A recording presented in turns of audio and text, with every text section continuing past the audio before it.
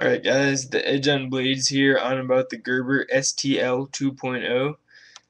I wanted to do a video on a smaller knife this time because I know a lot of people kind of shun them as maybe not so useful and kind of impractical, but this is a really great knife, especially for a backup knife or something you can just, throw in a tackle box or a survival kit, and you can just forget about it until you need it, and then it's there for you. So I just wanted to do a quick review on that. Of course, I'm going to start off with the specs as usual. The overall, here's the knife right here. If you notice, I have my whiteboard is the same here, but my marker died, so I'm using an older marker until I can get a new one. So it's a little bit lighter, but hopefully it's not too bad. But here's the knife right here real quick, just so you can see kind of what I'm talking about. Smaller knife, but definitely useful. So I'll just set that right here for now. The overall length is 5.1 inches. The blade length right here is 2.1 inches, and closed is 3 inches. So of course the blade being 2.1 and the handle essentially being 3 inches. 2.1 plus 3 is 5.1. So it's even when it's open, it's under 6 inches. And you can see it is a frame lock right here. The locking mechanism is a frame lock, and it's pretty sturdy. Let me kind of open that for you so you can see it drop into place. But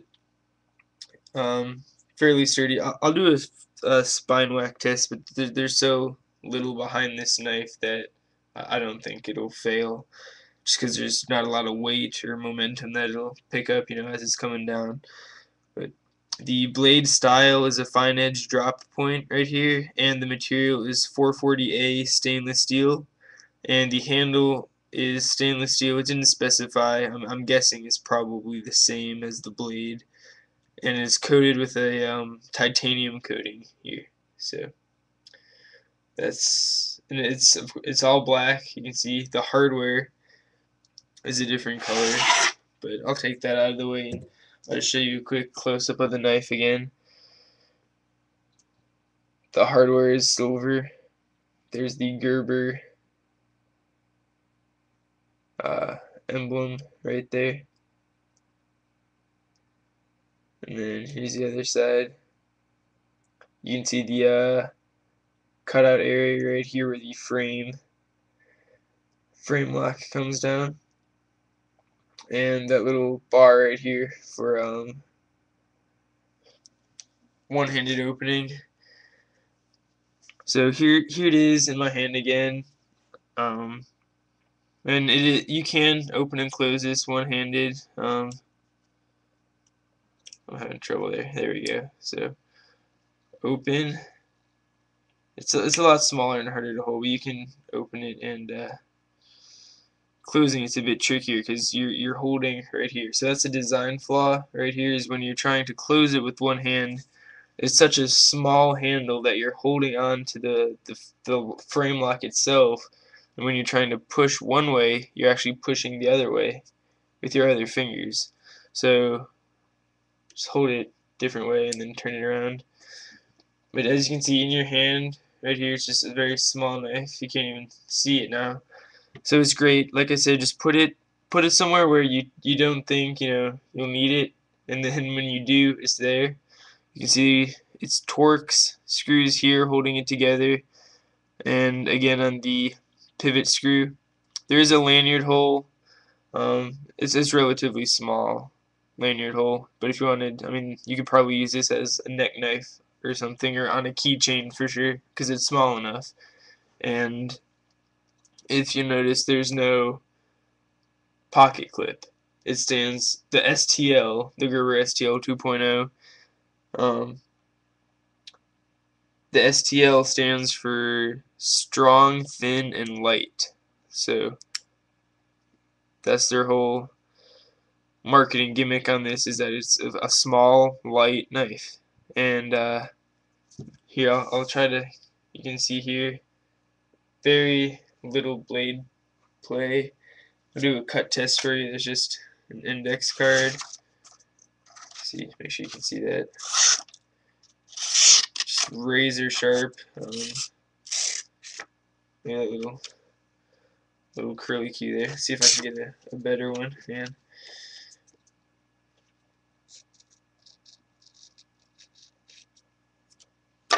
Beautiful. See, you can see that right there. It's extremely sharp right out of the box. So, yeah. Or I don't think this comes in a box. I think it's a package. But yeah, definitely sharp enough to do whatever job you need it to.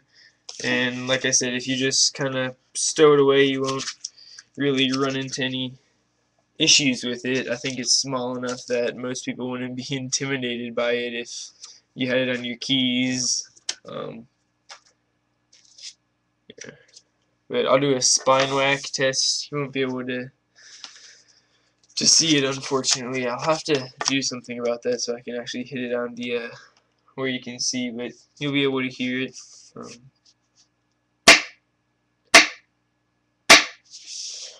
Yeah, so the frame lock is very solid here. Like I said, it's a smaller knife. Actually, I think you can see that. Those marks right there. So I did hit it pretty hard, and it's very solid. But yeah, you can see the lock. Use this magnifying glass again. That lock right there really comes in and locks into place there. So there's, that can also, like I said, be a flaw. How it's hard to close with one hand, and also when you're gripping it, that's just that little edge right there is all you have to hold on to when you're trying to hold this. But as a small knife and as a backup knife, I definitely give this a thumbs up. It's just a great little knife, and I wanted to do this review because I think a lot of people, again, shy away from smaller knives and think they're not as functional. But just a comparison, of course. Always on me is my current EDC knife, the Kershaw Blur, and just a side by side there. It's you'd think I could be holding the Blur and you wouldn't even notice the other knife here. But this, actually, I've been carrying this today because I was planning on doing this review tonight, and I've been carrying this all day. And every time I would have pulled out my Blur, to perform a cutting task, I just took this out. Yeah, it took a little more time to get it out of my pocket because, again, I just put it in my pocket and it kind of got lost because it's so small. I mean, it's about the same size as my lighter. So again, it's a small little knife. I have a lighter somewhere just for a size comparison. Yeah, right here. So it's actually a little bit shorter and smaller than a lighter. So like I said, I don't smoke, but if you smoke, I'm sure you know how easy it is to lose your lighters. So that's another downside of this is, you may lose your knife. But definitely worth carrying one of these around. Like I said, it took a little while to get it out of my pocket, but performed my cutting task. And if you want to put this again in a tackle box or something of that nature, definitely recommend it. Just because, if you don't need a knife, that's great. This costs about $15. Probably get it for 10 maybe. But relatively cheap small knife here, very well built, and if you need it, it's good to know that it's there for you because you don't want to be in a situation where your normal knife, your primary blade fails and you need a backup that you don't have. So definitely a good knife. Sorry about this review's kind of been rushed. I know it doesn't seem like it because it's 10 minutes long already, but I knew I was going to do it tonight, but I didn't plan very well for it. You saw I kind of just threw some stuff down on my board there, but hopefully it's informative enough. You can kind of get the design here. You know, I showed you a close up how small it was. Again, 2 ounces. Oh, I'm sorry, 1 ounce. Um, so it's just a great little knife.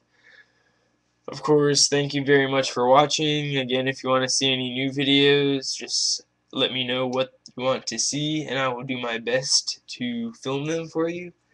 And thank you very much for watching, and I will see you next time.